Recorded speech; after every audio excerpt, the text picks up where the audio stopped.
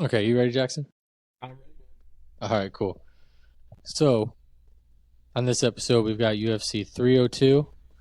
If you are a UFC fan or an MMA fan and you are into the sport, this is a great card. Jackson and I, we go over every single pay per view and give you not only our outlooks based on our experience. Jackson is the research master, and we also use a little bit of AI prediction as well. So, if you're a fight fan, tune in, see what we come up with, and then we always weigh out our picks, and we do pretty well. We do pretty well. Yeah, Even when you we've and I been pretty disagree, okay. we still, have a pretty good track record. So we keep doing this. Yeah. Um, that being said, I think the prelims are kind of worth rolling over and Okay. getting Yeah, started. there's not many, so Yeah, in the early prelims, there's only two fights. It looked like they had a yeah, I bunch of saw that. cancellations, but um, the very first prelim fight I want to cover. And if you guys are here for the whole show, thank you. And if you want to skip ahead, then you're going to have to click ahead in the video when we start with the main card, but we'll be quick. That being said, Nico Price versus Alex Moreno. I'm always a Nico Price fan. He's a Florida boy as well, right? I'm not so sure. Let me pull up his profile, double I check. know he But trained down in Fort Myers for a while because he trained with okay. one of our training partners. Oh, Yeah. very Um. nice. Bio doesn't give him a birthplace, just his USA. So, Okay. yeah.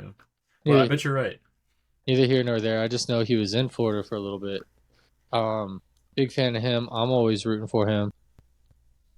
He is facing Alex Moreno. Whole bunch of fights. 24-9. Sheesh. Yeah. If you look at the stats, everything looks very similar, except for Nico Price with that monster reach. 76-inch reach compared to a 72-inch reach by Yeah. Alex Morono. Everything else is age, significant strikes that they usually land. And honestly, that guy is a negative 245 favorite. So this is a great fight. I don't want to get too far into him, so I'm just going off a gut here. I'm going to stick with Nico Price. I think he's athletic. I think this guy has a good shot, obviously, or else he wouldn't be in on the card. But I'm gonna go with Nico Price on this one. I think his reach and his athleticism is going to win it. You have any saves? Fair enough. I think Alex Moreno probably actually wins. He's the only one coming off a win. Nico Price coming off two losses, last one to an aged Robbie Lawler. So let's see Moreno probably pull a victory here. He is a decision machine though, so this is probably not the most exciting fight. A decision So machine?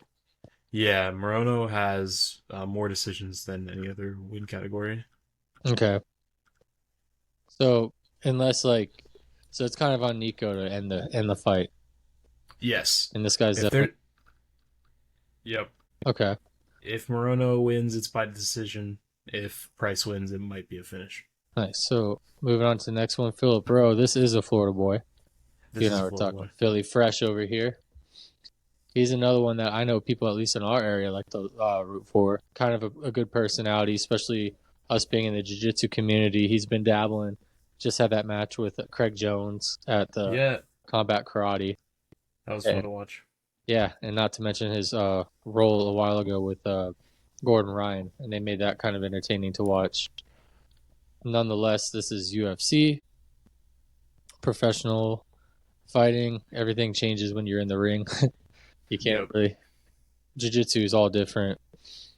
Jake Matthews is actually this one's a little bit closer, negative 160 favorite. What does your stat machine tell you on this, Jackson?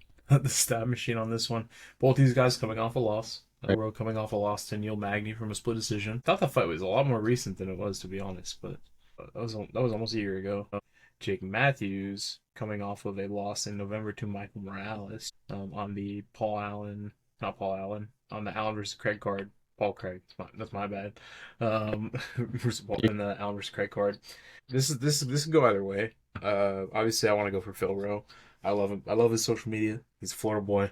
A lot of good jiu-jitsu, and he's been training a lot, like really, really hard.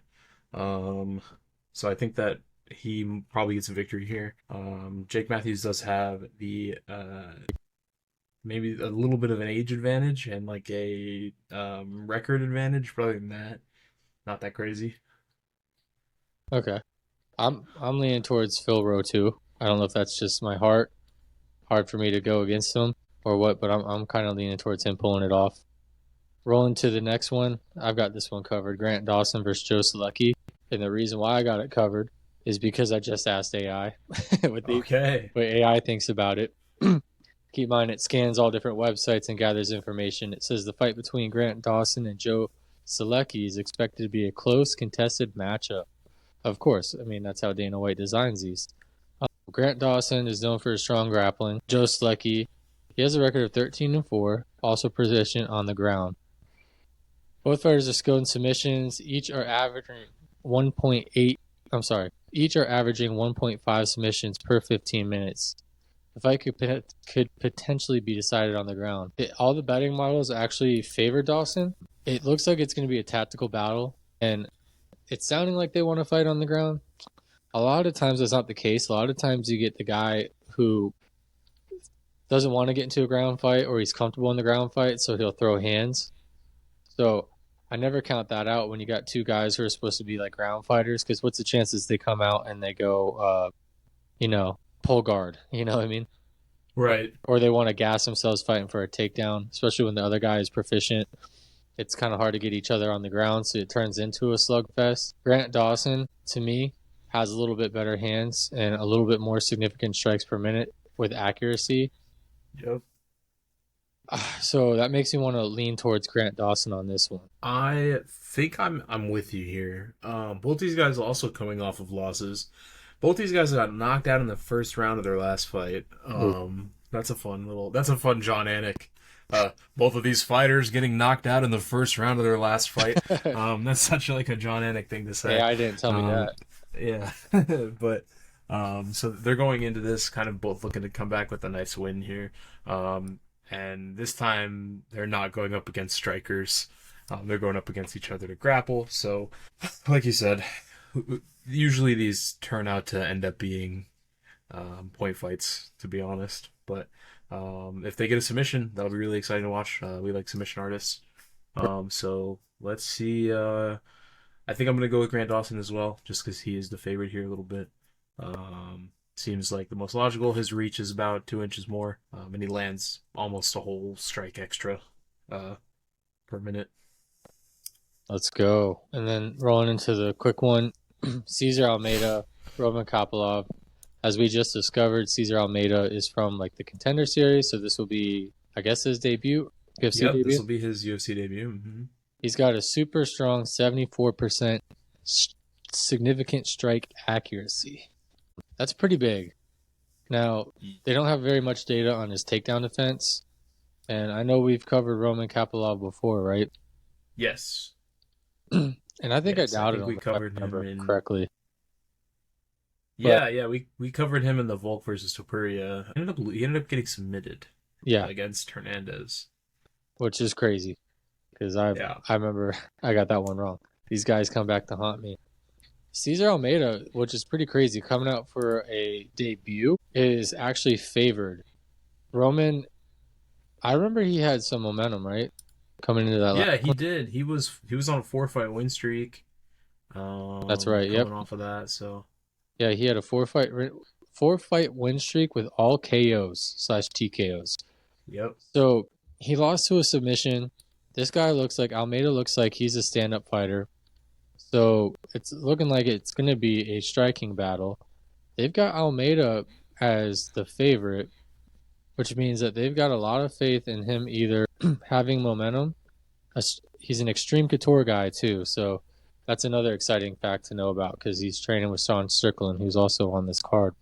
Yeah. This one's really tough to call with the lack of data on Caesar Almeida, but I kind of want to pick Caesar Almeida. Yeah, I think what's an interesting thing is here, this is this guy's debut at 36 years old, which is like, for a lot of like other weight classes, the heavyweights, they can get away with it a little more. Middleweight, and it's tough to see someone debut at 36. He's at the end of his UFC cycle. I don't know where he fought before doing MMA, but I would assume that he's been a professional fighter in another sport of some kind. It looks like on his profile it just says he only has 5 MMA matches. He obviously impressed, Hunter and Dana in the Contender Series, so That is give pretty old. him. Well, I'm sorry, this is not his debut. This is his second UFC match. His first one was a KO against Dylan Budka, just in April here. So he's taking a short notice fight. So he just Oh, fought on April 6th. okay. So he's only had about a little less than 2 months, for a little over a month for a camp, I So overlooked his age. yeah, That would have been a big factor had I stuck on that. But I'm gonna stick to it. I don't know. Maybe he's got something to prove. Maybe he's got some good momentum and he's got a good training camp. There's got to be a reason why, at least right now, he's like a slight favorite. So, not too much to lose here. Going with that, my prelim predictions are always in. So, I think I vote with my heart on those ones. I'm going Caesar Almeida. How about so I think I'm gonna split with you again here. And I'm gonna go with Kapilov. Coming off of a loss, he needs a win again. They're putting him up against a 5-0 guy, maybe to staunch his record. If not, then I made him move to 6-0. yeah, and he's got a couple years to play. You know what I mean? Yeah, yeah, yeah, for real. All right, the main event we got here pretty quick. It was like 12 minutes in, and we got to the main event, so I think it was worth it. I think so. Randy, starting off the night, the pay-per-view with Randy Brown versus Alisio Zalesky dos Santos. Now, I probably butcher that name as usual, but I'm not changing anything on my show. I'm going to keep going how I do it. Looking into this one, look at the reach and look at the height. Randy Brown has a 78-inch reach, and he's got 4 inches in height on this guy. Yeah. He also lands 50% significant strike accuracy, but they both have like a very very similar lands per minute. 4.37 significant strikes landed per minute versus 4.52 landed per minute. So if you look at their stat lines, pretty much identical. For me, I like to go with Randy Brown. I'm just gonna cut right to the chase. I think that's Yeah. that's hard to overcome. The dude's he's a stud. He's won his last fight by KO in February. And before that, he won by decision. And then, pretty much he looks to be more of a decision winner. But I don't know, with reach like that and the similarities lined up, I just feel like he's going to get nothing more than just a body type thing. He's got a lot of fights under his belt. I think he's got enough experience to deal with, whatever the other guy's going to bring. So I'm going to go with athleticism on this one. Yeah. I think that's a great pick. I mean, the other thing here is I always bring it up because it's huge. The age, father time, undefeated, right? Right. So there's a 4-year age difference here. 37 is on your way out of professional MMA, professional mixed martial arts. So I think that Randy Brown probably takes this one. The reach is huge. That's what's that, 5 inches in reach difference? That's crazy. Mm-hmm. And that height and Randy Brown's structure and body type is so well developed for a welterweight. He's able to use all of his weapons effectively, and I think that he probably takes the victory here. Maybe by KO. And also, bold prediction, bud. Nice. Maybe. I don't know. That's not bold. That's a maybe by KO. That's not what I'm saying. Partially bold decision. Yeah. Also, Dos Santos has all decisions in his past 5 fights as well. So it's not like he's kind of squeaking through. It's not like he's exactly dropping people or sarging people. And like you said, 37, mid-30s, people still are pretty athletic in this sport for whatever reason. I think they get that strength and testosterone going, but once that stuff starts dumping closer to your 40s, how many times have we noticed a difference? You know what I mean? Oh, man. And the big one that I mentioned, even last time, was Kayla Harrison versus Holly Holm, right? I told you overlooked that age difference, and I was like, nah, man. Father time, undefeated. See how quick I pivoted? I'm like, nah. First I was thinking age is experience, bro. Now I'm thinking age is CTE. That's what that is. Age is CTE. These other people are young up and comers and they're hungry, so I'm pivoting my stance on this one. So next, Caesar Almeida versus Alexander Romanov. So you did the research on this one. Look at the reach again. 79-inch reach versus 75-inch reach.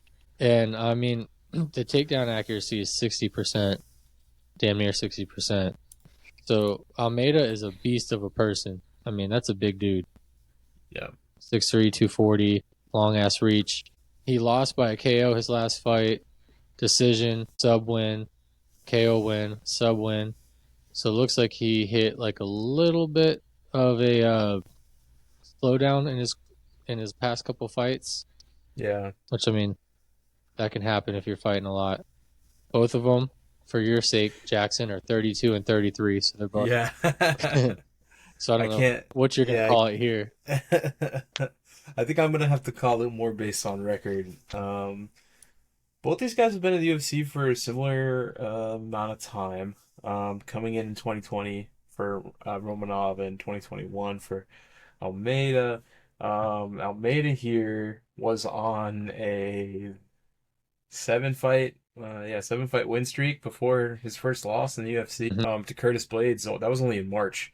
He's an active fighter. He likes to get out there and put ass to grass. So now we see him going up against Romanov, who wants to now take a 2-win streak instead. Coming off a win, he wants to get another one for sure, and kind of cancel out that 2-loss streak he had just before that.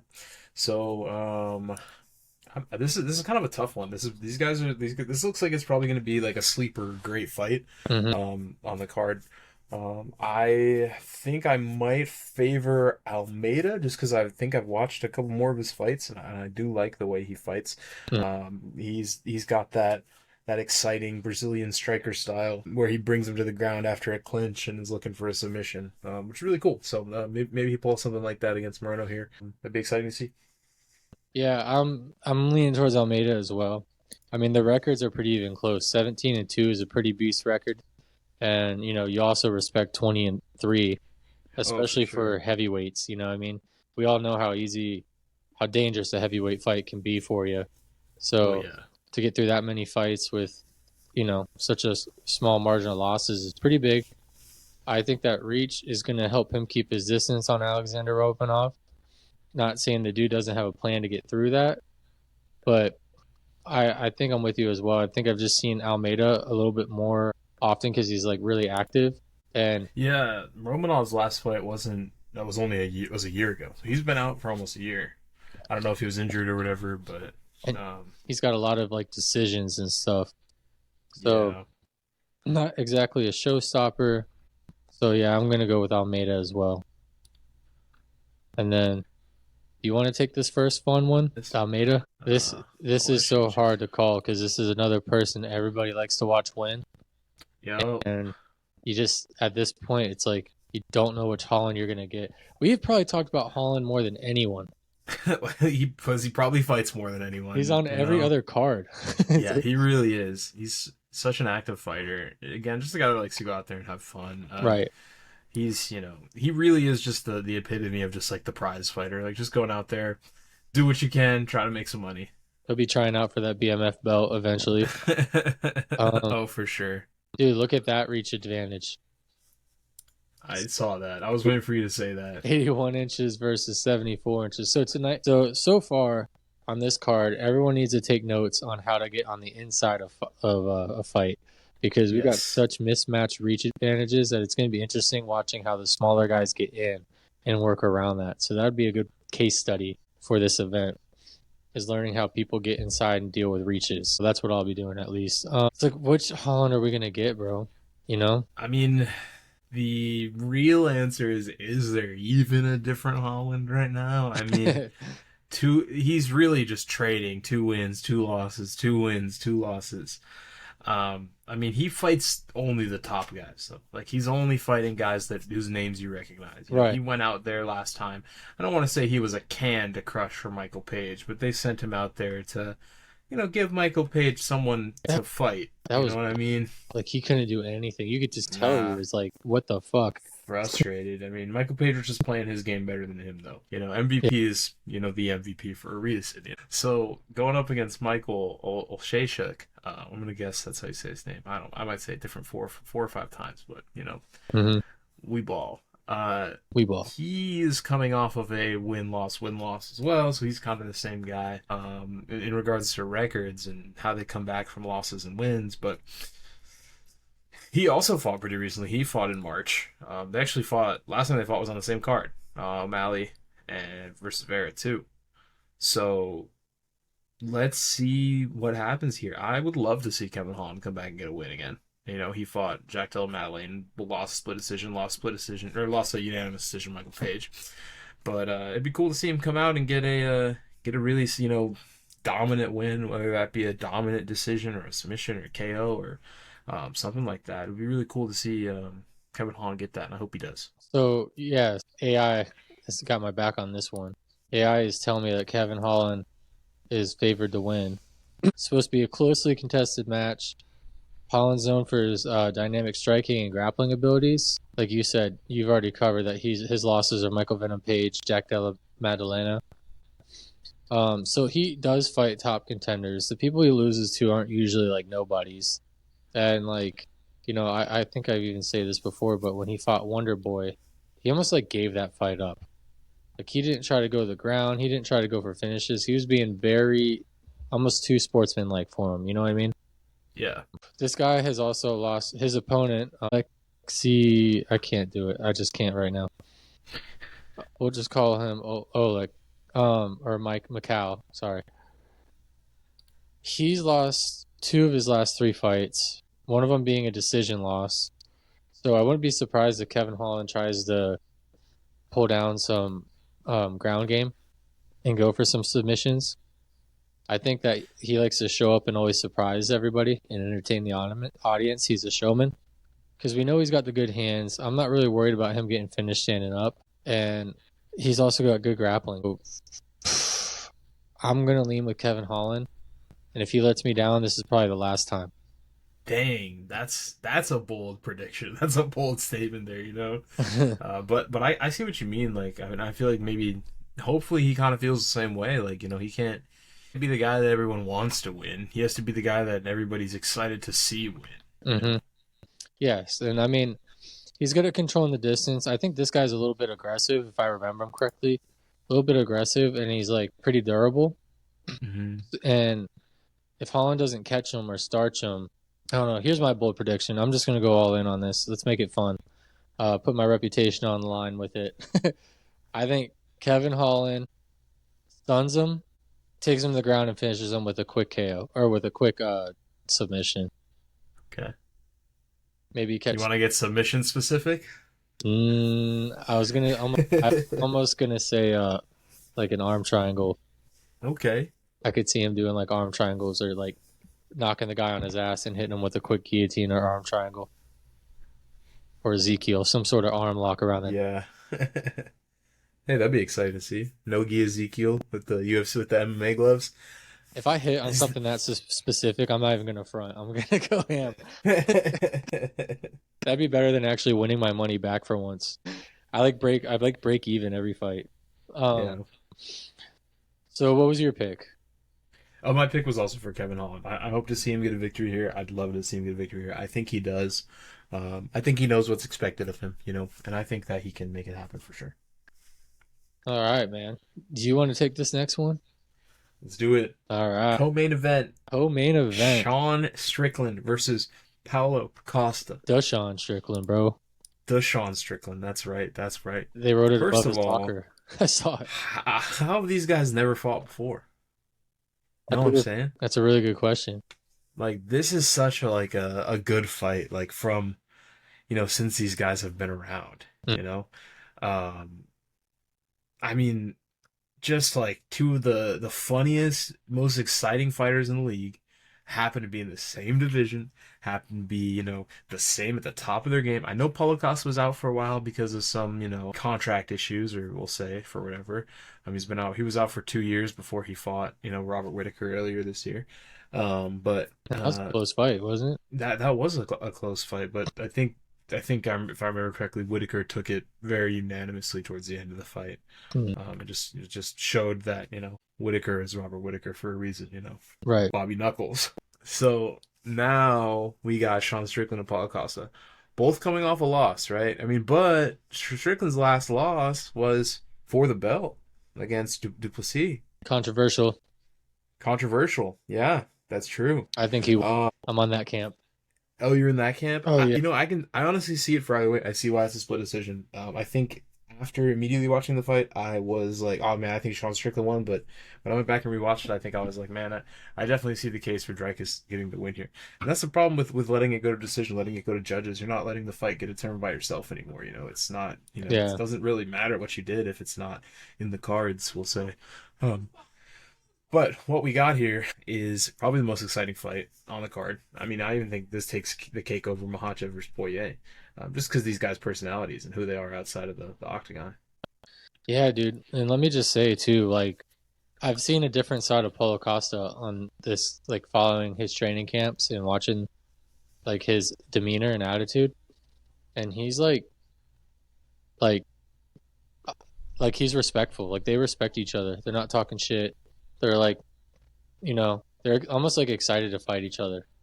And Paulo Costa is usually like agitating people and like, flexing in the mirror type of personality. And on this one, he seems super focused and he just seems like a super humble competitor. So I'm excited to see if his demeanor is just different coming in the cage on this one. Yeah, a locked in Paulo Costa seems terrifying.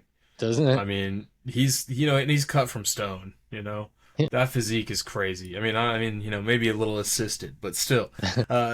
He is cut from the finest marble, so and he knows it. That's kind of my point is like he's usually walking around like he knows it. And this time around, at least what I've seen of him has been a little bit more quiet and a little bit more training. And some of the coaches like Henry Cejudo's coach and stuff like that is talking about him and saying they've seen a different form of him.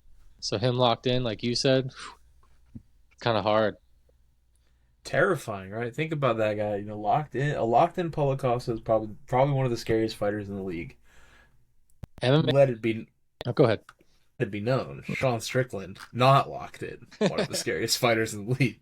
So I think that before push comes to shove, I think my prediction is that Sean Strickland definitely takes a victory here. Definitely. He's shown, definitely. He's shown to be a better fighter lately. He was able to win a belt. He beat Adesanya, pretty cleanly. He's such a great in-ring personality, out-of-ring personality. He's an incredible fighter. He knows when the cameras are on him what needs to be done.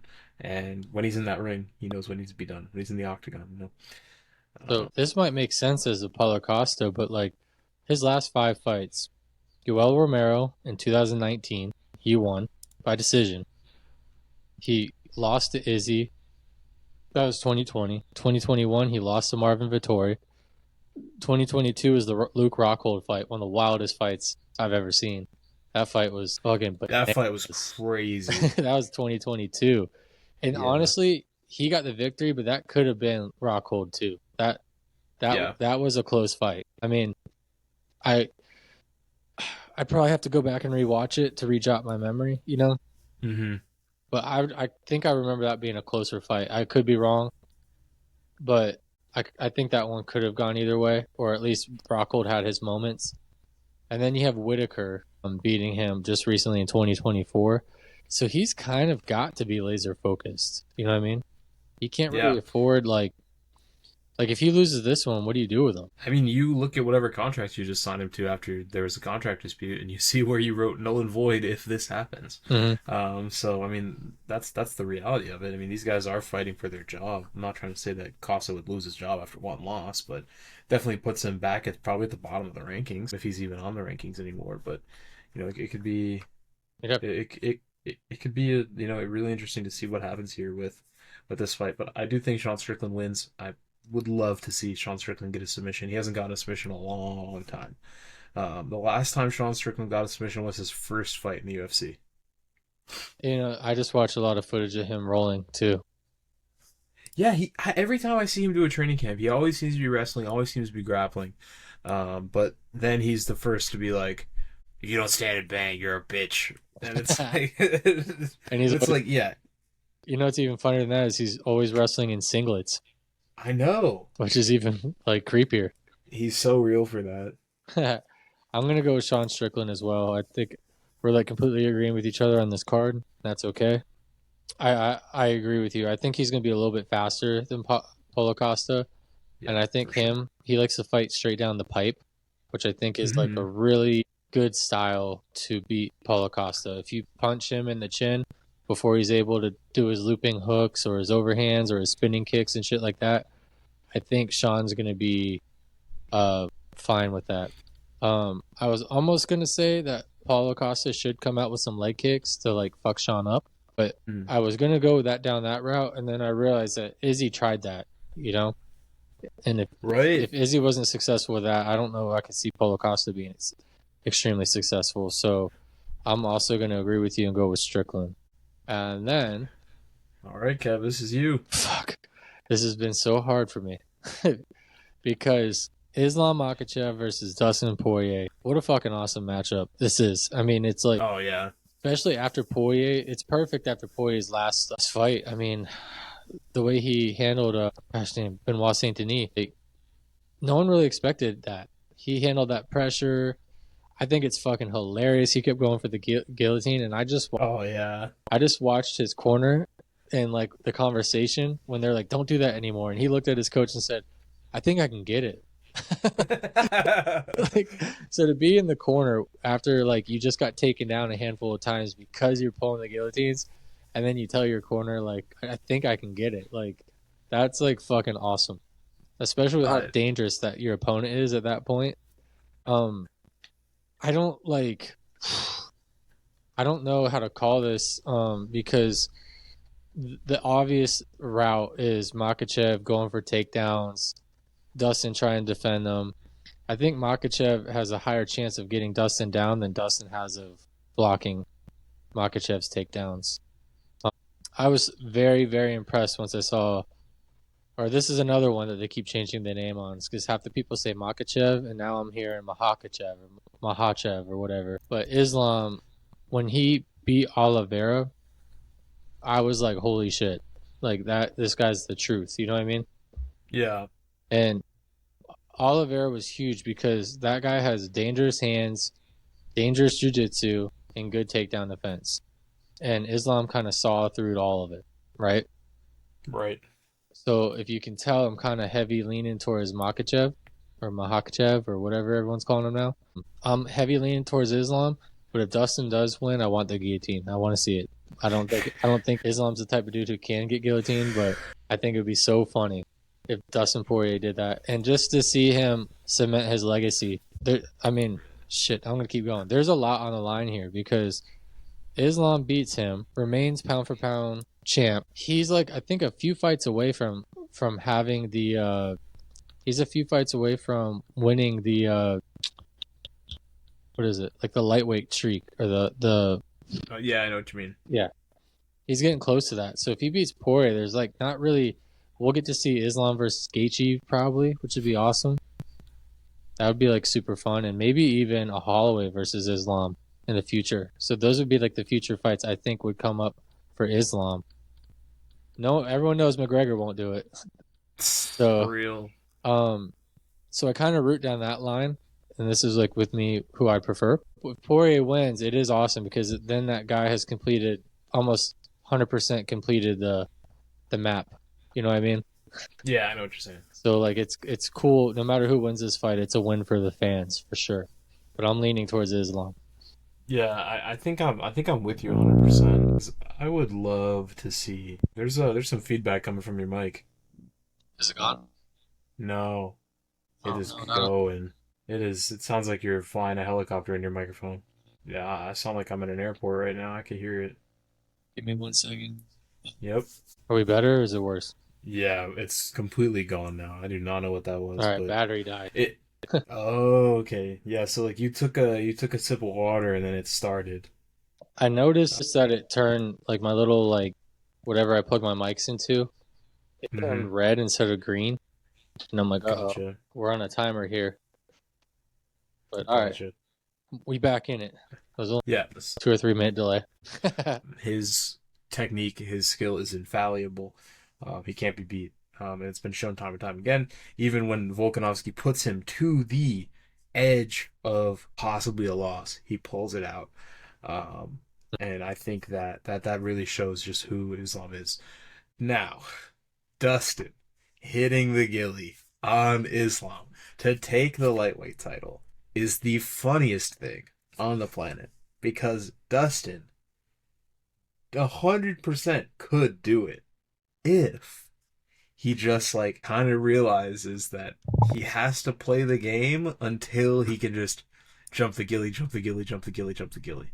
And I think that if Dustin were to win and he gets the guillotine, that is probably will be my favorite MMA moment for the time being, for the foreseeable future, just because it's so entertaining.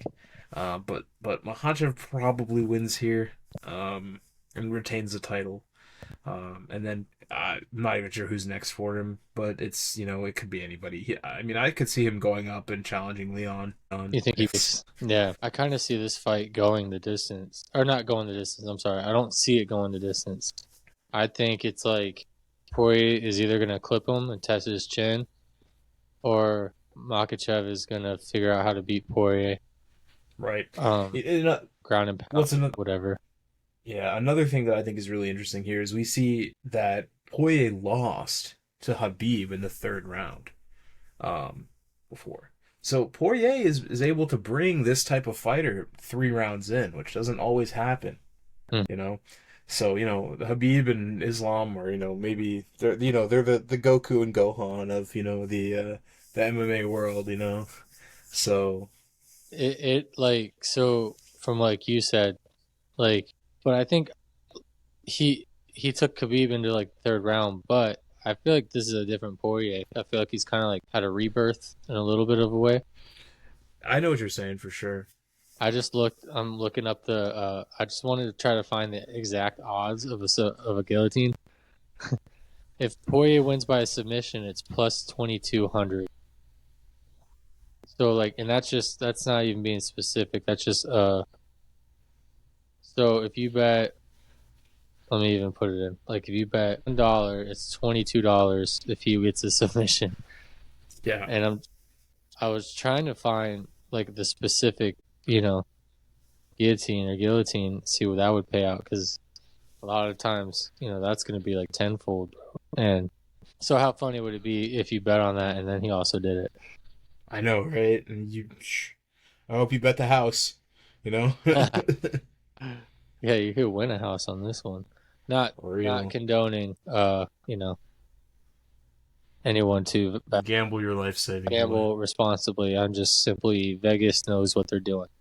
So I like to look at there to see what they're thinking. And also my new friend AI. Allen Iverson? Yeah. Allen Iverson, welcome to the podcast. If I'm going to introduce him, it's going to be this one. What was your bold pick? I think I went with Sean with the KO. Okay. And I went with a crazy one that will have me flying a hot helicopter into the house. Kevin Holland pulls some sort of arm choke, good one, arm triangle, or Ezekiel on that dude after starching him. Excellent. Man, I'm about to look like an idiot. Nah. I think you're about to look like a victor. Doubling down here, man.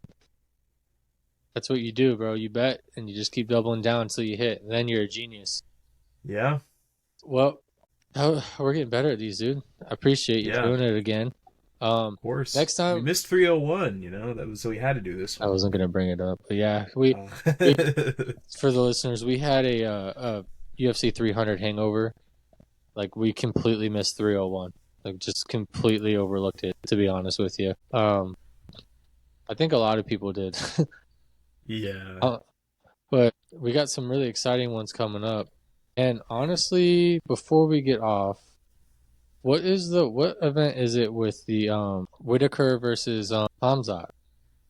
That'll be in June here. But that's not even a pay-per-view. It's just a fight night. No, it's just a fight night. Let us know if that's worth covering. Yeah, I mean, I'm looking at this card right now. I mean, they've only got a few fights set for the main, but this looks like pretty good. For a fight night, dude, you got Hamzat versus Whitaker. I'm saying Sergey Pavlik versus Alexander Volkov. That's a good ass fight right there. that's a really good fight. Of course, Johnny Couple Walker. Russian heavyweights swanging and banging. Dude, I honestly even like Kelvin Gastelum versus Daniel Rodriguez. Yeah, I like that matchup too. Yeah, I mean this one we might have to do it, bro. yeah, like a quick episode, like a little mini-sode. Yeah. Yeah, Let us know if it's worth doing it. yeah, for sure. All right, Jax. Well, thank you, bro. It sounds like we pretty much agree with this whole card. Yeah, Except for the prelims. So it's a good thing we did the prelims so that we have a tiebreaker. Yeah. Yep. For those listeners at home, thank you for checking everything out. Jackson will show his face next time, or when. Yes, I will. We gotta get like a green screen or maybe just clean up. I don't know. I think this actually lets you put whatever background you want on it. You could. Okay. So, all right, Brody. Well, you have a good night. Yes, you too. Thanks, man. Peace out. Do you